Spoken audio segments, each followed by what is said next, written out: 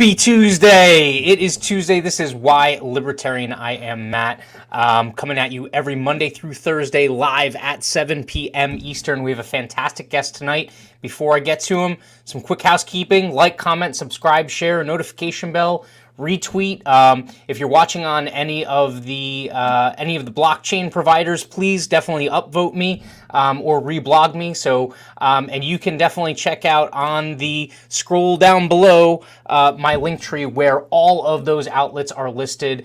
You can connect to me there and definitely throw me, an upvote or a follow, and that's very much appreciated. So this evening we have someone who is very much in line with this course that I'm taking towards this idea of building community, about using that to build culture as opposed to, trying to win one election or trying to shoot for the moon, and then when you come up short, feel like you haven't really accomplished anything.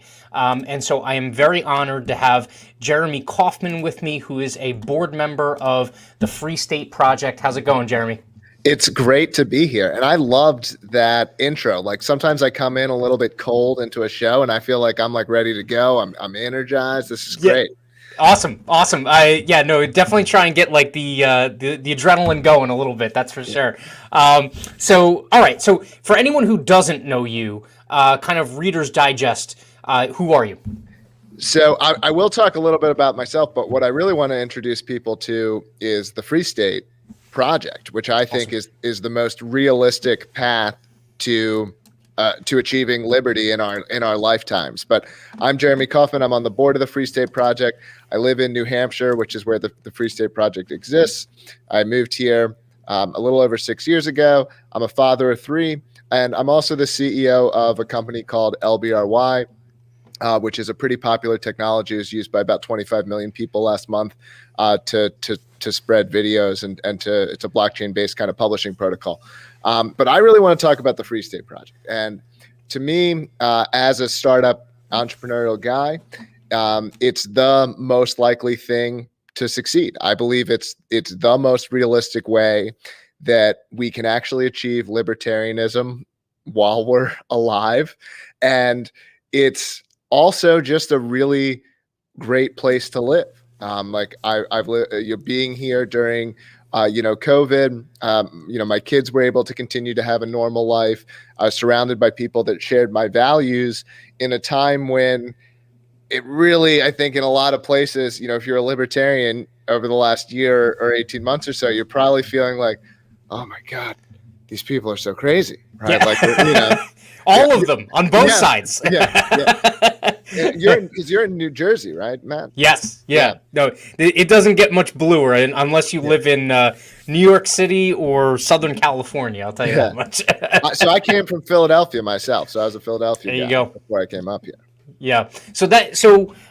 What really kind of got you involved? I mean, now you're basically a board member there, right? So you're one of the senior folks, right, that are kind of like making sure that the project is successful, right? Yeah, although the Free State Project it's more of a movement than an entity. Like, we're BLM Inc. Yeah. When BLM is it is like we can laugh at them, but like look, Black Lives Matter, the corporation, does not control Black Lives Matter, the movement. They have Yeah. some influence over it, but they don't control it, and they're Yeah. not doing most of the actions that are happening aren't being done by BLM Inc. Same kind of deal here. So like FSP Inc., which is the organization I'm on the board of, we try to get the word out. We try to do promotions, but the vast majority of the activity that's going on, it's being done by participants in the movement, people who moved to New Hampshire because they recognize that this strategy of concentrating libertarians makes a lot of sense and is actually working. And then they go out and do stuff, right? So it's like there are more than 30 people who were elected to the state legislature in the last year as libertarians. I mean, we're talking about like radical libertarians, right? Like hardcore libertarians.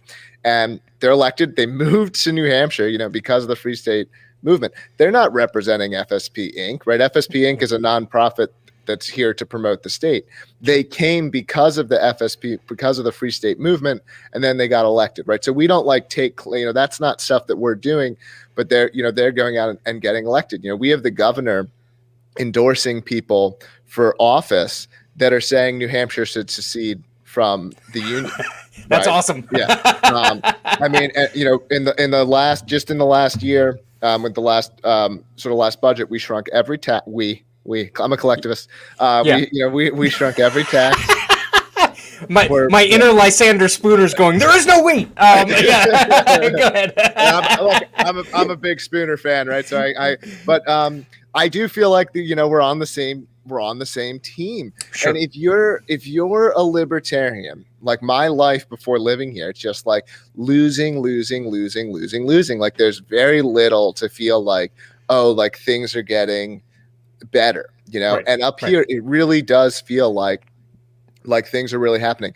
We have the House Majority Leader, the leader of the Republicans. So they are getting elected as Republicans predominantly, but these guys they're very libertarian people. The House Majority Leader is a Free Stater, so that's a pretty senior position. We're banning vaccine passports or like the state's involvement in them. Yep. I mean, we're even doing like all of these like micro liberties. So it's like we're gonna get rid of window tinting laws. We're gonna get rid of occupational licensing. You can brew beer up here and sell it commercially, and you do still technically have to pay like $40 or something, but you just fill out a form. You're just like, I'm going to sell beer, and it's like it's not ideal, obviously it's not perfect, but it's like it's the best in the nation, Yeah. And so like it's crazy. I can't even understand it all, everything that's happening, but it's like it's really crazy. I mean, because you've got that same like it's weaponized libertarian autism, right? Like these smart people who are like understanding all the laws and they're writing bills and getting them passed. And so it's like it's really and the socialists up here are like crying. They write these articles about how like radical libertarians have taken over the state. They've become kind of our best marketers. Yeah. Well, you know what? There's no such thing as bad press, right? Yeah. Well, so I love that story because I've kind of been on this path or this kind of like trek, and that evolution over a very rapid period of time or short period of time has become something that has evolved into, it used to be like, oh, we have to get these people elected and we have to do this. And then the understanding has really come to me that, the politics will take care of themselves. And so something that I think, and I've done some research on the Free State Project, and it's just you're building culture first. right? Like it's the culture of liberty. And then eventually, like the politics sorts itself out. It's not like you pass the laws and then the people come. I mean, like you're bringing the people there and you're creating community. What does that look like on the ground level? Like, is it, people sharing resources and basically, kind of detaching from state, centralized control kind of mechanisms and working together as a community? Yeah, it's like the full spectrum. So in the same way that you have that spectrum of libertarianism from like left libertarian and agorist and market anarchist types all the way to the like right libertarian or the beltway libertarian, where the beltway libertarians would be like the more political ones, although they're not necessarily having one-to-one beltway values, but like you've got it all here. So like, I can go to what are called, we have these things called market days, right? And so every region tends to have a market day at least once a month. And these are like agorist meetups, and you can buy goods with cryptocurrency, and maybe you can buy some of the fun things that you might not be able to buy at other stores, the kind gray of markets. Yes. Yeah. The libertarians might be willing to sell one another. And I don't even want to say some of those things on air, but no, we don't have to. Yeah, you can find all kinds of interesting things at these places. I'm going to go to a party tonight. There's a once a month event every first Tuesday of the month, where we like welcome new people and everyone gets together, So I'm going to go, there'll be more than not 100 new movers, but there'll probably be 100 people at this event tonight. And that's just like a random Tuesday. It's not a random Tuesday, but it's one Tuesday a month. We're going to have 100 people get together. We have the longest running Bitcoin meetup in the world. We have all kinds of like homeschooling or alternative schooling, type communities. Like last weekend was the sort of like, it was like a homes. It's a big, like, what's it called? Like a homeschooling, like flea markets, like all the parents they do this a couple of times a year. They get together and they like swap goods or sell their old materials, so you don't need your fourth grade materials anymore. You sell them to someone who's at that, who's at that age. And so it's like, I mean, it's just insane. Like, I mean, my kids, I have three young boys, all we're in like this like parenting sort of co-op. So it's like we exchange, different moms or potentially dads have the kids at on different days and watch multiple kids, and so you're just able to form these relationships with people who share your values. And like, I struggle to even put it into words, but if you come up here, which is my strongest recommendation, is like come and take a visit and come and do a tour. It's really something beautiful that's happening.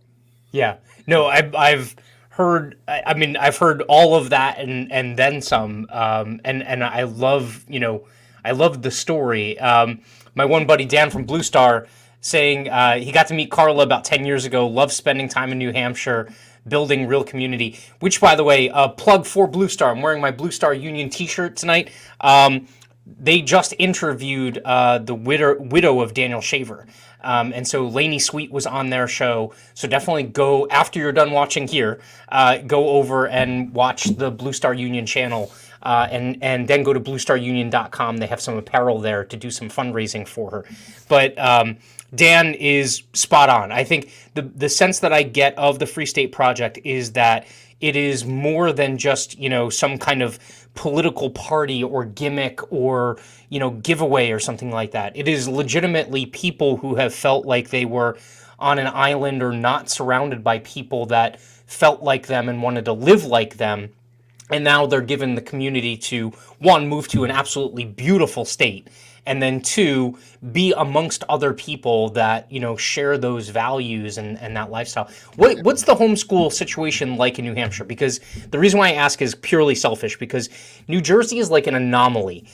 It has the most laxed homeschooling, and it's really ironic because it also has the strongest teachers union, I'm pretty sure, in like the entire country.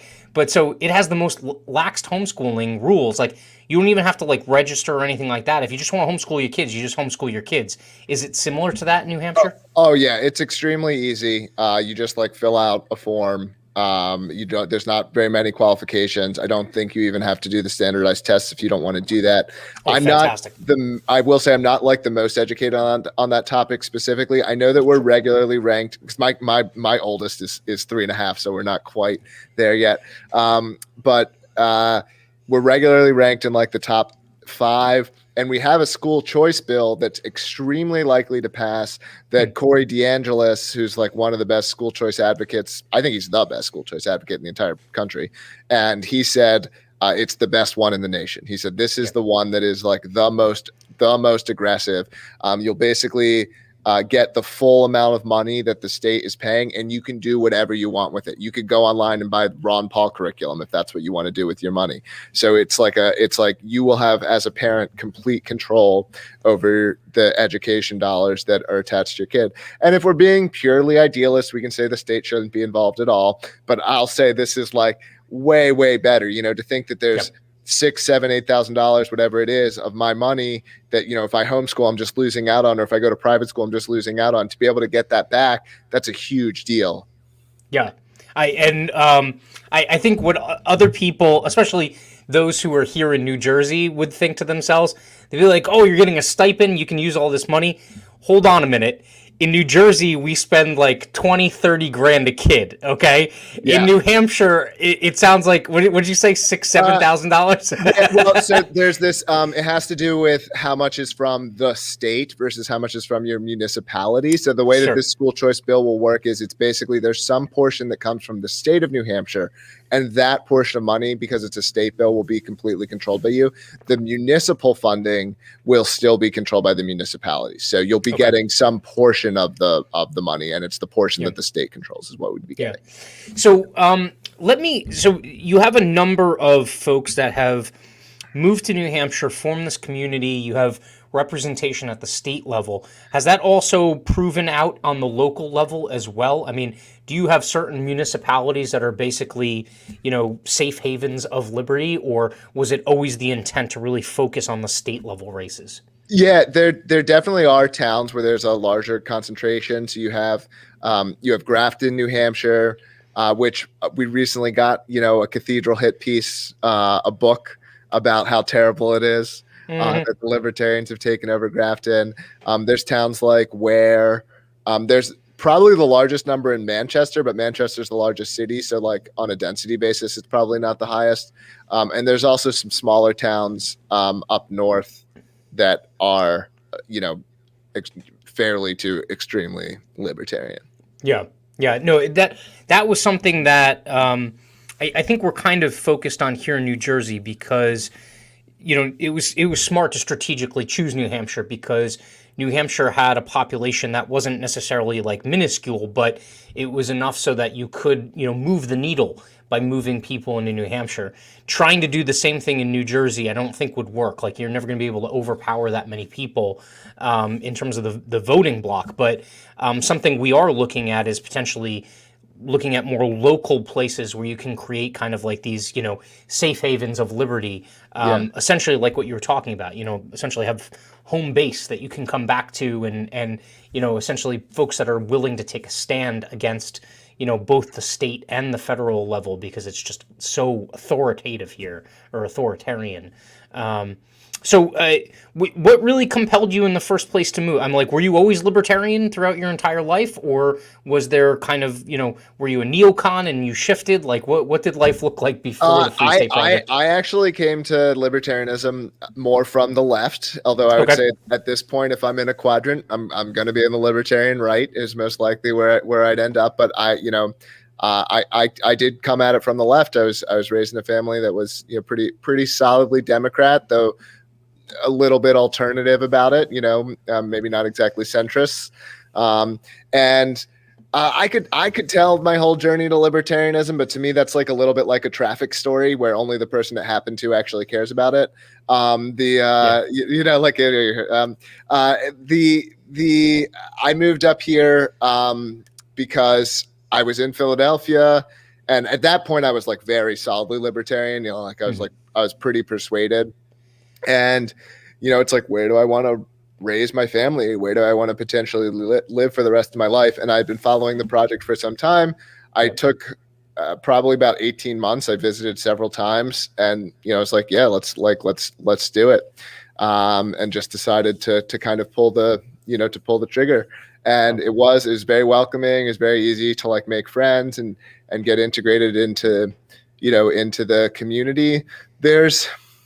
part of what I think libertarians kind of need to recognize, and I have a debate actually against Angela McArdle, who I think is decently likely to be the next chair of the LP and has my endorsement to do that, about, you know, that the Free State, and this is going to be at Pork Fest, which is the big festival we have this summer.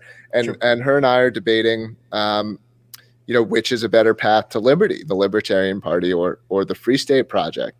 And I'm generally like, there's an uncomfortable fact that I think libertarians need to recognize, which is that our ideas just aren't that popular, and libertarians aren't exactly typical, right? Like our most effective communicators, which I would say I'd probably give Ron Paul the number one, right?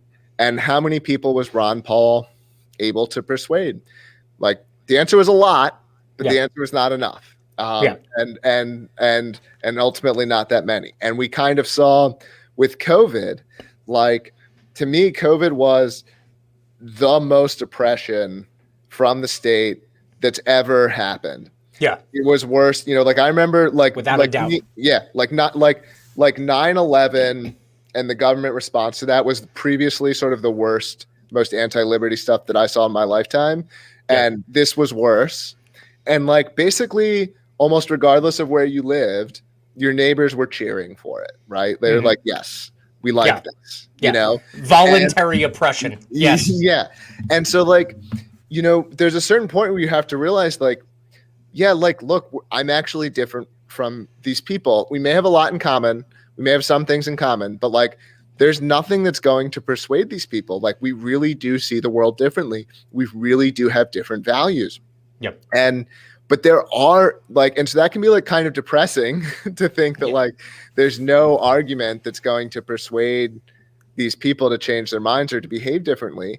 But then I think there can be this optimism that comes behind that, which is that like, well, there sure are still a lot of us. There's still tens of millions of us who think this way and who want the world to be this way. And it's like, well, it's a big world, you know, we ought to be able to have a kind of homeland. And this is a way that we can actually achieve it. Like concentrating people who share a set of values or a set of beliefs, whether it's a religion or a political philosophy or an ethnicity or whatever it is. Like this is pretty much one of the best ways, or the best way I would say, to like actually achieve some kind of independence, some kind of way to live with people who share your values. And like, and I think that was like previously theoretical. And I think over the last couple of years, especially honestly in the last year, it's become a fact. Like this is working. We have more power, more people elected than ever before. And you can also tell from like all the really strong attacks from the people who are on the other side of us. I'm like, you know, it's the best endorsement to the fact that this is working. I mean, we have multiple of the amount of money that we're spending from groups who oppose us. I mean, there's money flowing into the state from progressive organizations, from, I know it's like almost a stereotype, but there's George Soros funded organizations here opposing what we're doing, and we're just rolling over them, you know? Well, and they're trying to outspend the cultural shift, which is again, I keep coming back to that kind of like core thesis or that core point, like the idea that like if you change the culture, it's even, we got into this discussion the other night about, you know, folks who say they're hardcore constitutionalists, right? Like if they're like, you know, originalists and things like that. At some level, the Constitution doesn't even matter, right? If you breed a culture of liberty in a certain area, you almost don't even need a constitution, right? Because the folks just kind of embody that, you know, that culture, that belief system or that way of life. And so it's something that, so shameless plug here, Jeremy. Jose Galassan's going to be DMing you on Twitter. He wants to try and get onto Odyssey. And he's at 260 subs. I'll get him in, no problem. But the reason why I threw his comment up wasn't to shill for him, but he actually brought another name to my attention that wasn't really on my radar, and it was John Bush. And if you're familiar with John, I mean, he's doing the Freedom Cell movement down in Austin, Texas. And it's very much similar, except the Free State Project, I mean, you're literally doing it on a grand scale, right? Like, Yeah. or at least a grander scale. And so this idea of building culture is really, really important. And I think a lot of people want to just kind of take the shortcut. Like they think if we just raise $1 billion, we could just change sentiment overnight. And it's like, no, you almost don't even need the money. What you need is to actually gain that cultural ground. Like, am I off base, or does that sound No, accurate? I think you are 100% correct. Another way I've heard it said is like what I think you're effectively saying is that like culture is upstream of politics. Yeah. And I think that that's 100% true. Culture drives everything. The Constitution, in my view, is essentially a failure in the sense that it did not achieve what it set out to achieve. I think it achieved some things. I don't think it was worthless, but the idea that it could actually constrain the state, I think, is a lie. There's this sort of, Lysander Spooner quote of, everything that's happened. I'm going to butcher it, but it's like, everything that's happened, the Constitution has either permitted or failed to prevent. Yeah. And look, you can see how, and similarly, so like take your culture argument, like the opposite way. You have a culture that's very anti-liberty, and what they'll do is they'll take clauses like the interstate commerce clause or the necessary and proper clause and manage to shove whatever they want into there. Sure. To the point that, what's the classic case where, if you grow wheat on your own property and feed it to your own animals, that you've participated in interstate commerce because you affected the price of a good, and therefore you can be regulated by the federal government. And so it's like, I don't want to like make fun of them because I think a constitutional conservative is like very much on my side, but it's difficult for me to like at one part of me to not feel like, come on, dude, like look at what happened. Like it clearly didn't work, right? It did not work. And so to kind of cling to it, I think is a little bit naive. But that said, we want to leverage it. And another reason, this is maybe jumping a little bit, but another reason to be optimistic is like, I mean, I loved Chaz this summer, the autonomous zone. Yeah, I don't necessarily endorse their politics, but like, look at how little the appetite there is for the government to actually get in conflict with people. It's not going to happen. And so if we come here and we really unite and we really kind of say, screw you, like, I don't think the appetite's there. I think we can win. And I think we can severely diminish or potentially eliminate federal influence in the state of New Hampshire eventually. Yeah, and what's funny is you bring up the interstate commerce clause and the wheat example. On our Blue Star Union book club, we just did Nullification by Tom Woods, and just looking at how nullification has been used to kind of beat back the overreach, and it was the one thing that embodied in the 10th Amendment that has had any form of success over time. And that's not saying much because, we have what we have now after 250 years. It's essentially the fastest growing authoritarian police state I've ever heard of in my entire life. But that being said, we covered that in the book club. And that's also kind of ingrained in this idea. I mean, the idea of bringing a bunch of people to a state or even to a locale and kind of drawing a line in the sand and just saying, look, within these borders, right, we believe in liberty, we believe in freedom, and whatever you do to try and, whether you want to consider it unconstitutional or you just want to consider it a violation of natural rights, we are not going to abide by it and we're not going to allow you to enforce it. Which I think is something that is gravely needed because, to your point, the culture has shifted so far in the other direction that something has to fight back, and it's not going to be an overnight fix. I mean, if this experiment, continues to succeed or linger on, it's going to require some aspect of that. I think also the powers that be are kind of overplaying their hand right now. And it's almost like a fire sale. Like, I don't know what it feels like on your end, but it definitely seems like a lot of people are like, they're at the cashing out the chips part of the evening in the casino, like, does it kind of feel a little bit like that? Yeah. I mean, I worry sometimes that, accelerationism is like a bit of a bad belief, I guess. But I also sometimes like it. Yeah. I mean, I don't know. Biden has definitely been, I think, actually a positive for Yeah. the unity in the liberty movement. I could be wrong, but well, and COVID, quite frankly. Although I guess maybe that caused a little bit of division as well. But like to see, I mean, to me, it's so stark. It's been such a. I left New Hampshire for the first time in 18 months, and I felt like such an alien being in New York and being in some of these other places. I was in a couple of different other places, and I was like, oh my God. I was like, I have to get back to New Hampshire. I was like, I can't deal with this. Like, and I'm not like wholly anti-mask, but I think a lot of the situations in which we're wearing masks are just like, it's just like pretty ridiculous. Like, doesn't even make sense. And it's just like to see the way that so many people just kind of like take their marching orders to orders that are, you know, in my opinion, just like ridiculous and tyrannical. And just so many people just like accepted it and just like, yep, I'm gonna do it. Do whatever you tell me. And it just feels so good here. I mean, it's difficult.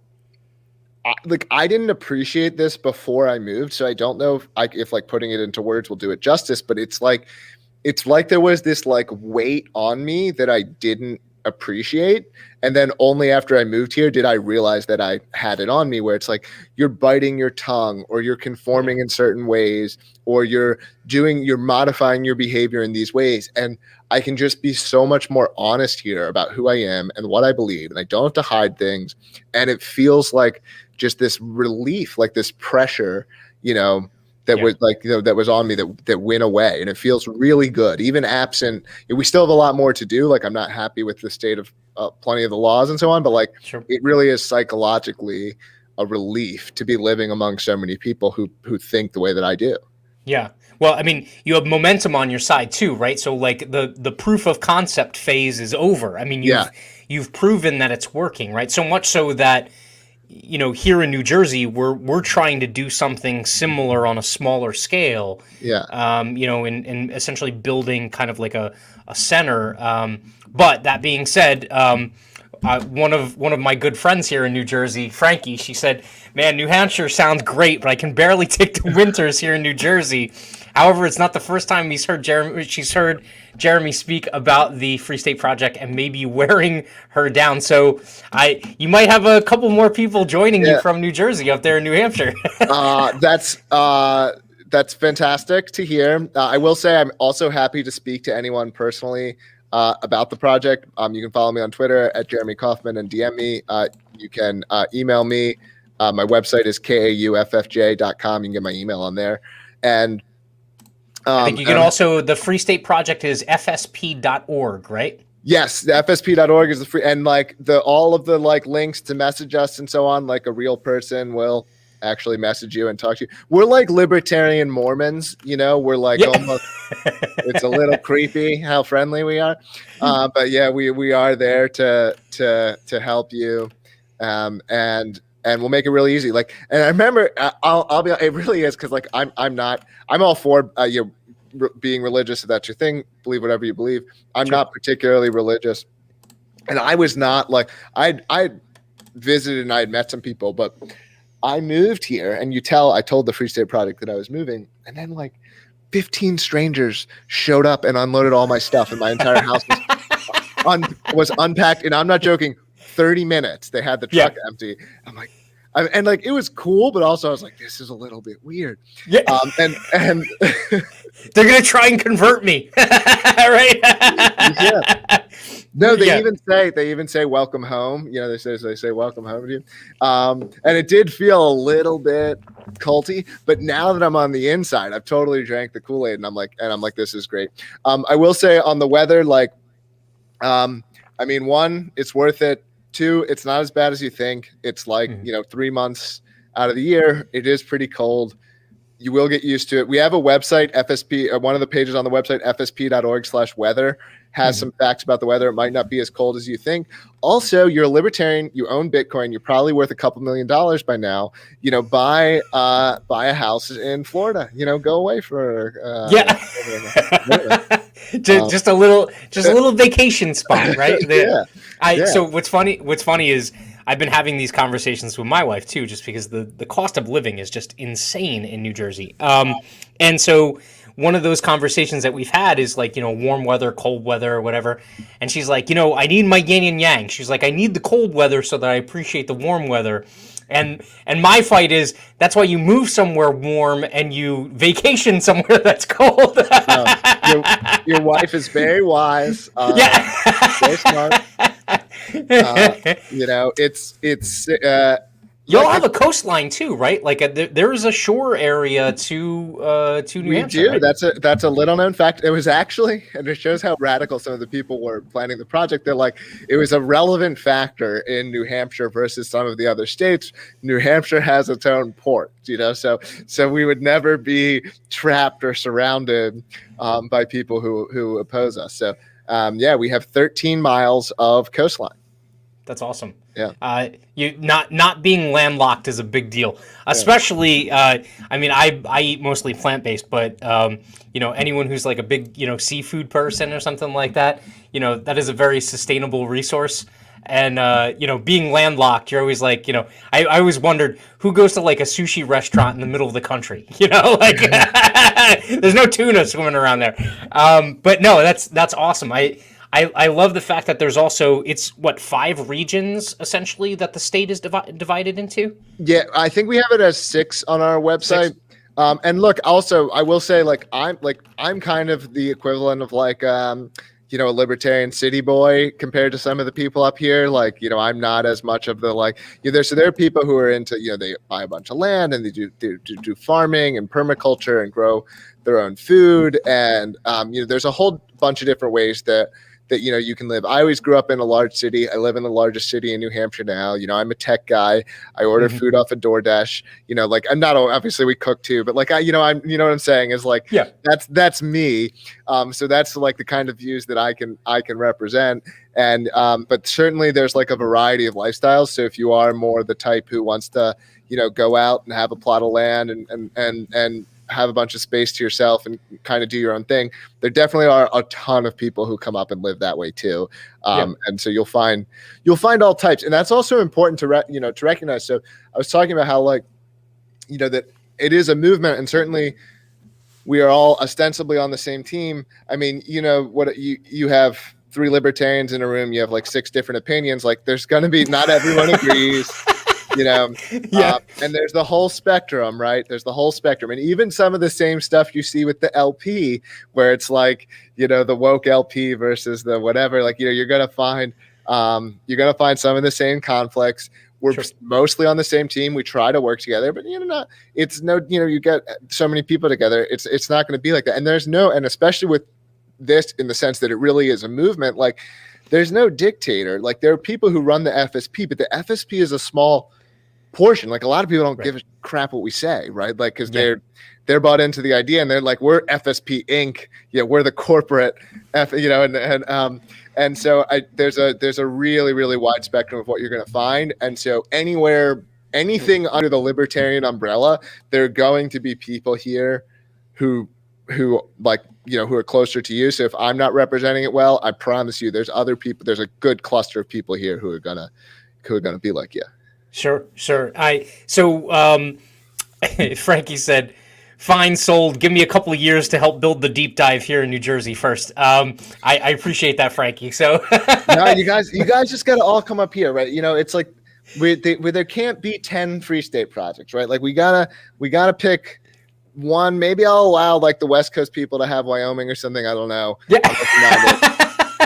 Actually, that was going to be my next question is, for anyone who doesn't necessarily want to be an East Coaster, has there ever been kicked around an idea of a more, kind of westerly state also to focus on? So there's people get some choice out of the matter. Wyoming was the number 2 to New Hampshire, and I do think Wyoming has been doing decently well, and there's a cluster of libertarians out there. I do think that libertarians need to concentrate. I think we need to recognize that it's extremely unlikely that we are going to find like some magical set of arguments that's going to make a bunch of people be like, oh, actually, I like the idea of more responsibility and making choices for myself. Like, I think that it's just, I love optimism. Like I try extremely ambitious things with my work, and the FSP is pretty ambitious. So I don't want to be this like pessimist when I see people who are like, yeah, like Joe's going to win, but like, I do think like at a certain point you have to kind of look at the evidence and be like, look, this isn't working. And I think concentration is a way more likely strategy to work. And so I think that, if like get out of California, get out of New York, get out of Illinois, get out of all these states. And I think New Hampshire is like by far the best choice, but I'll settle for you moving to somewhere else. I mean, I do think concentration is really our best hope, right? Like, I'm not betting on Mars. I think seasteading's cool. I hope it works out. I really root for those guys.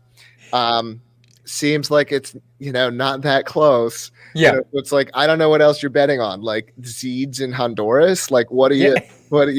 Like, and again, like I'm rooting for all that. I'm not trying to be this anti, like I want the Zeeds to work. I want seasteading to work. I hope Elon gets us to Mars, like, all this stuff. But like this has got to be on the short list of like the most realistic ways that we can actually win. And it's way more realistic than I'll support Dave Smith or Justin Amash or Spike Cohen or whoever it is. But like the idea that they're going to be president is honestly a more ridiculous idea than taking over New Hampshire. Yeah, so actually, Monday night I'm going to have on a panel of folks, and we're going to be talking about kind of like that agorism kind of idea of detaching from the system and kind of using that as the leverage, right, to essentially affect change versus the more traditional political route. Like, do either of those make sense?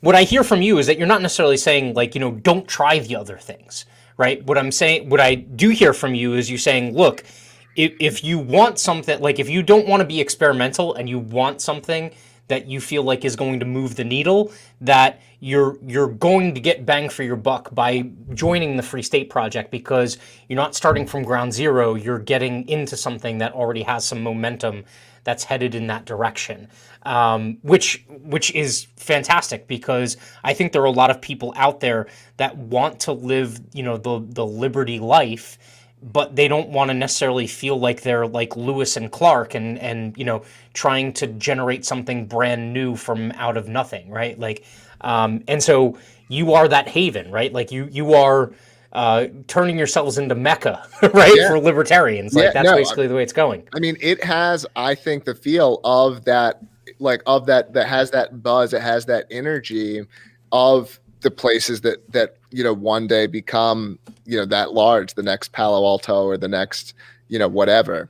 It really does. There's so many smart people here. There's so many, and it's crazy because you also get these people who are like really smart and capable, but they're also like the dropout types, so like like I have a guy who does he does some like electrical work and stuff at my house, and I'm pretty sure he's like a genius, right? But like he wants to get paid in cash or crypto and like be kind of hidden from what's going on, and that's the way he lives his life. He goes around and does jobs. He mostly does jobs for other free staters, and it's like that's a way he does way higher quality work than like someone I would find off of Craigslist or however else.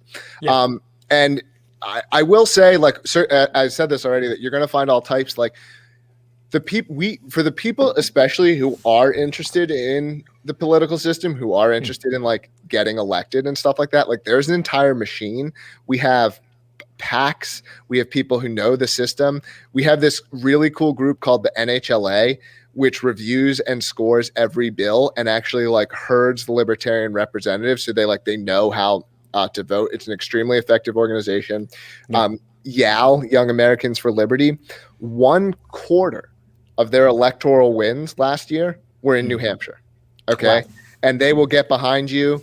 There's other PACs that will get behind you. So if you want to be a state rep, if you want to be in office, you can come here and like it's very reasonable to be elected within a couple of years. And there's even people who will be like, move to that district. That's one we can win, and you can go there. And it's really incredible. Yeah, no, that's fantastic. I think so. Let me. I wanted to touch upon decentralization because the Free State Project seems like it's kind of living with one foot in both worlds, right? So you have one foot. You just talked about, kind of building the political piece to make sure to get people into those decision making seats to nullify or at least like reform the system in a direction that's much more liberty driven. And you've also talked about Bitcoin and blockchain and things like that.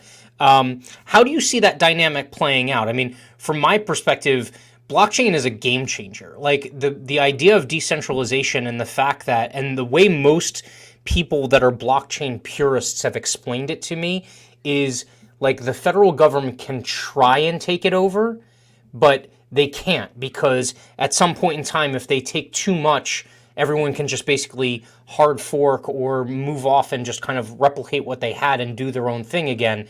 And so it turns into this cat and mouse game where they can never really truly gain, a majority hold. Does that strike an accord with you? And what component of, kind of the Free State Project is really bought into this decentralized, future that I think we have? Yeah, so there's a couple of different things that I want to say in response to that, and I'm not sure if it'll all be coherent, so maybe I'll just jump around a little bit. So one is the Free State Project, is it decentralization or centralization? I mean, it's sort of like centralized decentralization in the sense that like we are kind of saying, look, we need to recognize that being spread across the country is not the most effective way for us to achieve our desired political ends. But outside of that, it's pretty decentralized. Like the Free State FSP Inc. has very little control over the movement or the people here. And most of what's going on here is from a bunch of different organizations, and it's very bottom up. Even in the PAC sense, in the political groups, like there's not one, there's multiple ones. So it is. I'd say like inside of the state, things are still very decentralized. In terms of blockchain, I absolutely agree that it's one of the most pro-liberty technologies. It's one of the reasons to be the most optimistic. It's not a solution, though, to the state. I don't think that it is.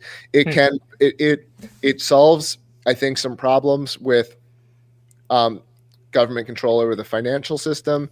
It's great that we have cash on the internet.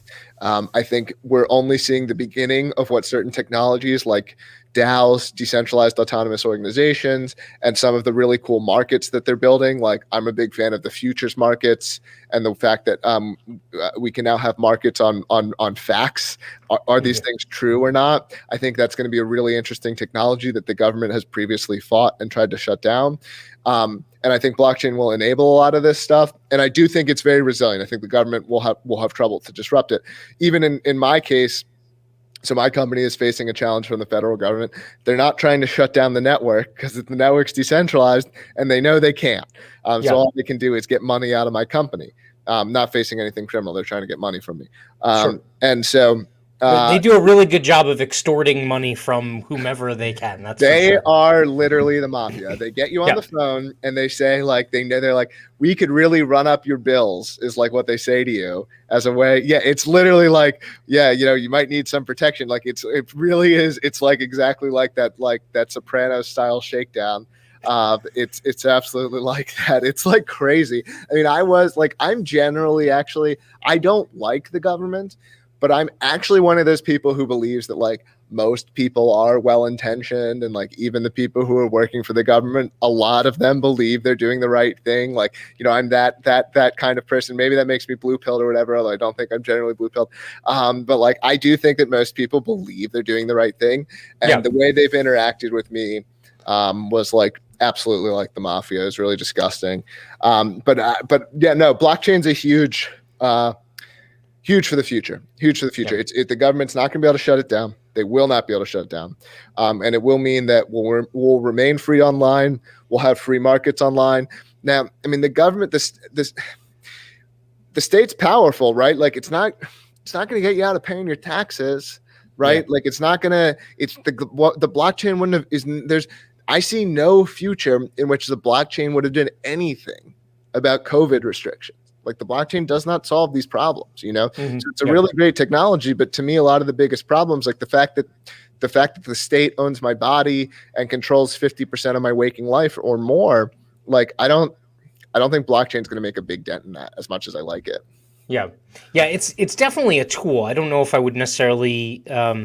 I agree with you. I wouldn't necessarily say it's kind of like the end all be all. Like it's not like the great state killer. Yeah.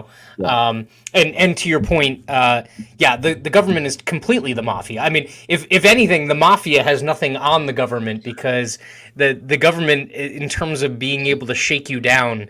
The mafia, the best they can do is basically, go after you and your family. I mean, the government will literally extinguish your entire family line. Like that's basically what they're willing to do, or at least enslave your entire family line if that's what it takes. But that's really that's really disappointing because, and it definitely seems like they've ramped up when it comes to Bitcoin, when it comes to crypto decentralization, it definitely seems like they've ramped up, and I'll use air quotes, enforcement activity, right? Like they're really enforcing bullshit, but they're definitely kind of cracking down and focusing on certain people, and I think it really has to do with simply like trying to send a message to everyone else. To be like, don't you dare go away from the dollar. Like, don't you dare think that you're going to be able to do business in these gray and black markets. We'll find you and we'll pin you up like these folks. It's essentially the case that's going on now with the Free Keen folks that are up there. Essentially they're trying to say that so you found a loophole, we're still going to prosecute you. Right? Which is, again, complete bullshit. It's like, you wrote the laws, we found a loophole, and now you're going to prosecute us anyway, right? I mean, I think if we want to talk about, a blue-pilled libertarian belief, it would be that, the government or the law is ever doing something like calling balls and strikes. It's just not. That's not the way that they operate. Yeah. And so if it's clear that you are doing some of these things, and the Free Keen people were about as radically libertarian as you can get. I mean, when you're named nobody, that's pretty much it. Yeah. And so they were certainly pushing it pretty hard. Now, my understanding is they were trying to dot all of their I's and cross their T's, and they set up a church. And they had a church of Bitcoin and all these other things. This is the most ironic or depressing, or I don't even know what the word is. But so John Oliver literally did an episode on how you could create a tax sheltered church and made one. Yeah. Right. Like he literally did an episode on it, and the left laughed their asses off. Like it's the funniest shit I've ever heard in my entire life. These guys do exactly the same thing, and the only difference is they were serious about it. Yeah. And all of a sudden now that's a problem. Yeah, we had another one up here. It was another thing that some Free Staters were doing. It was called the Church of the Sword, and it was a church where basically it was all about learning to take care of yourself. But also learning how to do combat and be a secure person. And I actually was not too involved with this group, so I can't tell the story too well. But sure. They were working on it for years, and again, they were attempting to do it all correctly. And it went to the Supreme Court of New Hampshire, and they were ultimately denied. So they were denied an official religious status. Now, I believe they're trying again. So they're trying to learn the lessons from this case. I mean, you've got some people who are pretty committed, who are willing to keep trying, and they're trying to they're trying to get it completely right and start a new religion. Because there's obviously, if you can get official religious status, it's a very powerful and useful thing. Yeah. Yeah, no, and look, I'm all for trying to hack the system, especially when things are so tilted against you. If it's almost like it, from my perspective, if you can find the crack, if you can find the exploit, more power to you. Like, congratulations. Like, you did a fantastic job, because typically they make it a maze in order for you to try and, navigate these things just in the first place and be compliant. If you are so, like you said, weaponized autistic that you're able to find the exploit in the system, like, good job. Like, shake their hand and be like, wow, like, we should hire you. Like, I would congratulate them, but look, I mean, the game is obviously always going to be, at least attempted to be, if not always rigged in the favor of those who would try and rule over others, right? And so I've definitely seen a heightened amount of crackdown. But to your point, like, the bad press and stuff like that y'all have gotten, I mean, it is also a recognition of the fact that, progress is being made in terms of the liberty movement as well. So it sucks that some people have to catch the hammer, but I think it's evidence. I think it's evidence that things are moving in the right direction, at the very least in New Hampshire, if not, in some other locales that they're kind of trying to fight back against these things. So, look, I want to be respectful of your time. I'm going to give you the last say. Make your final pitch. I think Frankie sold, but make your final pitch for the Free State Project and where people can get more information. Yeah, look, I'm gonna assume that anyone who's listening is already sold, so I'm not gonna throw new arguments here at the close. This is the best way that we can win. So if you're what I'd say is you don't have to be persuaded, right? Because that's a lot to buy. If you're curious, it merits a trip, right? That's the next step. You don't have to buy into the whole idea. Come for a visit. Come have lunch with me. Come meet some other people up here. A great time to come is PorkFest this summer, porkfest.com. More than 2,500 tickets are sold. It's about to sell out. So, like, if you want to come to PorkFest, you should buy a ticket, like, right now. Yep. All the great libertarians are going to be there. It's like Libertarian Burning Man. It's a blast. And if you don't like the sound of that, even Tom Woods said it wasn't as full of hippies as he thought it was going to be, and he said he loved it. So Jeffrey Tucker has a great article. Broadway closed, but PorkFest stayed open. So PorkFest is now the longest running libertarian event in the world, because we're the only ones who didn't cancel last year. Yep. So it's a great time. I would say if you can come this summer, that's a great time. But even if you can't come to that, come up for a visit. Go to fsp.org. I think fsp.org/visit will help you plan a trip. Will help you come up here. You can message me personally and just come check it out and experience some of this for yourself. Like, that's the real next step. You can also follow us on Twitter at FreeStateNH. We're on Facebook. We have a mailing list. We'll send you a newsletter every couple of weeks with stuff that's going on. And so you can keep getting more information that way as well. If you liked what I had to say, you can follow me personally at Jeremy Kauffman on Twitter. You can also check out Odyssey, ODYSE.com. That's part of the company that I run. And that's another great website to be aware of if you're in favor of liberty. Yep. And this video will be up on Odyssey a couple minutes after we're done recording. So definitely check that out. And upvote me. Definitely upvote me on Odyssey. I need some more followers on there. So look, Jeremy, I want to say thank you very much. For everyone who's watching, definitely tune in tomorrow night at 7. I have a huge announcement. We're going to have a crypto raffle, and it's going to be a recurring crypto raffle to get some people more decentralized and kind of thinking in that mindset if they aren't already and they're stuck in Web 2.0ville. So definitely check that out. But look, Jeremy, thank you very much. I appreciate it. Have a very good evening. Thank you, Matt. Bye.